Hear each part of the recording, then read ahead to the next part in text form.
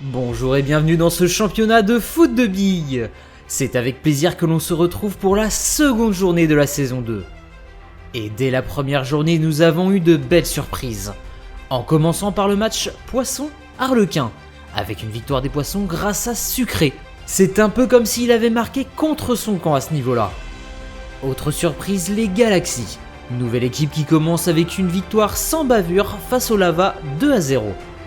Dernier fait important de la précédente journée, ce sont les Verlifs qui ont supplanté les Futos 4-1.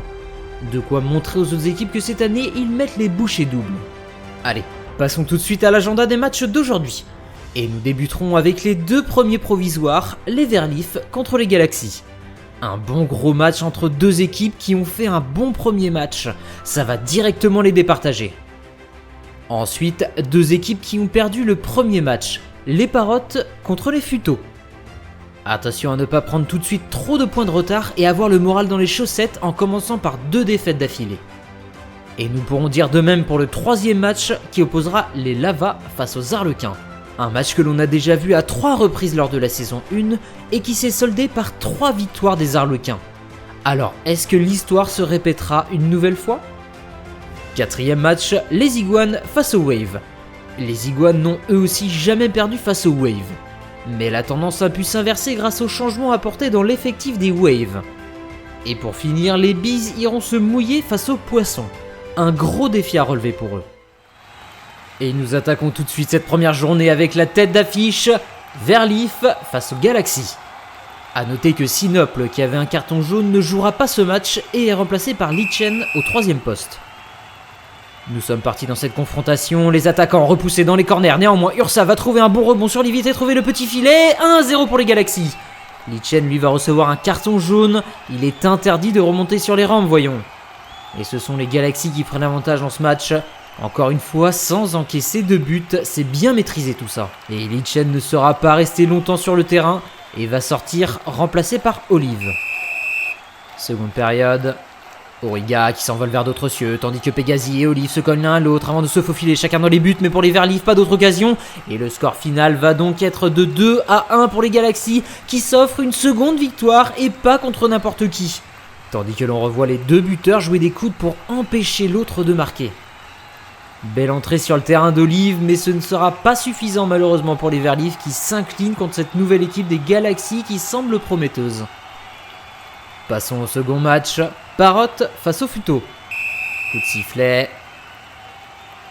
Ara qui s'enfonce dans les cases, suivi de Jito dans le même but. Et ce n'est pas fini pour les Futos car Taro et Waka enchaînent de l'autre côté. Et leur dernier joueur, Ozora, est parti dans les gradins admirer le travail remarquable de son équipe. Ça vaudra quand même un carton jaune. Et les Futos qui n'ont pas vraiment aimé de se prendre 4-1 au premier match et qui font souffrir les Parottes dès la première mi-temps. Ozora va être sorti par son coach Hongo, il n'a sûrement pas envie de le voir prendre un rouge, et c'est Kojiro qui le remplace. Allez, seconde période, ça va être dur de chercher, rien qu'un nul pour les Parottes. Oh, surtout que tous les joueurs font un tout droit dans le mur, Gabon s'approche des cages, mais il passera à côté, et Kojiro qui vient tout juste de rentrer se permet d'en mettre un autre en passant de justesse la ligne des buts. Eh bien, ils ont répondu du tac au tac avec exactement le même score les Futos. Les Parottes se sont laissés malmener dans ce match et le score est sans appel pour les Futos, 4-1. Troisième match, avec deux équipes que l'on connaît bien, Lava, Arlequin. Première période. Les joueurs s'entrechoquent sans vraiment gagner les duels. Sweet va réussir à s'approcher du cadre mais va seulement toucher le poteau de l'autre côté. Fusion et Bobon restent devant la ligne. Ce n'est pas très convaincant offensivement de la part de ces deux équipes. Il va falloir donner un peu plus. On dirait que l'intersaison a fait ramollir certains joueurs. Et Sucré va se faire remplacer par son frère Shuga. Aucun des deux n'a marqué pour le moment. Seconde période. Shuga envoyé dans les airs et qui va heurter les spectateurs. Mais j'ai bien l'impression que c'est la seule chose d'intéressante qui va se passer dans ce match. Car aucun joueur ne va trouver d'occasion. Un match très décevant de la part des deux équipes qui n'ont toujours pas marqué de but. Il va falloir commencer à prendre les choses au sérieux tout de même. Et Shuga reçoit un carton jaune évidemment en sortant du terrain. Et on va donc finir sur un score nul 0-0 entre les Lavas et les Arlequins. Dans un match sans spectacle. Avant-dernier match, les Iguanes face aux Waves. Notons que ça va, le coach des Iguanes laisse jouer Reptar alors qu'il a un carton jaune. C'est assez risqué de sa part. Première période, Lagarde, poteau rentrant et attention, beaucoup de joueurs se dirigent vers les cages. Tija passe la ligne, Lucer fait de même et Mavericks vient sauver l'honneur des Waves en inscrivant un but lui aussi. Beaucoup de buts dans cette première période et ça rattrape le match d'avant niveau spectacle. Et on peut voir que Tija s'est mis sur la trajectoire de Mavericks devant les cages. On sent l'âme du défenseur ici.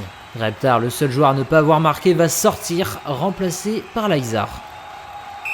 Est-ce que les Waves peuvent venir chercher l'égalisation dans ce match? Lucer et Laizar dans les airs, ça passe pas loin des cages pour Laizar, mais carton jaune pour les deux alors que Jose réduit le score. Bellara devant le but mais qui ne concrétise pas et on va donc finir sur le score de 3-2 pour les Iguanes. On va revoir l'action et Bellara qui joue à ras du sol pour faire voler les deux attaquants des Iguanes.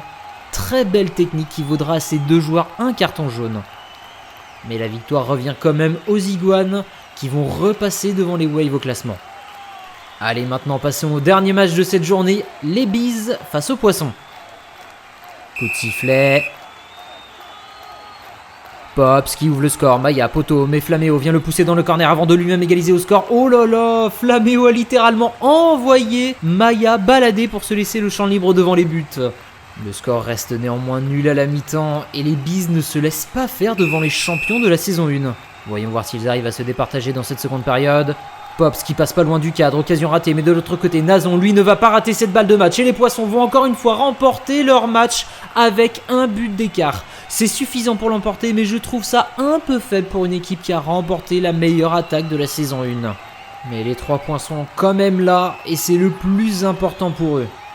Les Poissons l'emportent 2-1 face aux Bees. Les matchs sont maintenant terminés et le classement s'en retrouve tout chamboulé. Les Galaxies et Poissons se retrouvent en tête avec 2 victoires. Les Verlifs chutent de 3 places, les Waves font de même et se retrouvent en 6ème position. Juste derrière les Futos qui passent de la dernière à la 5ème place, grâce à un gros match de leur part.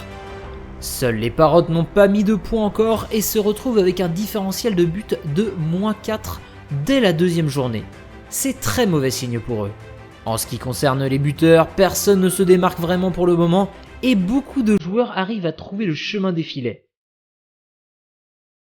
Pour conclure cette vidéo, voici l'agenda des matchs de la 3e journée. Je vous invite à vous abonner, liker et à nous rejoindre sur les réseaux Instagram et Discord pour partager avec la communauté. On se retrouve dès mercredi prochain à 18h30 pour la prochaine vidéo. Bonne journée!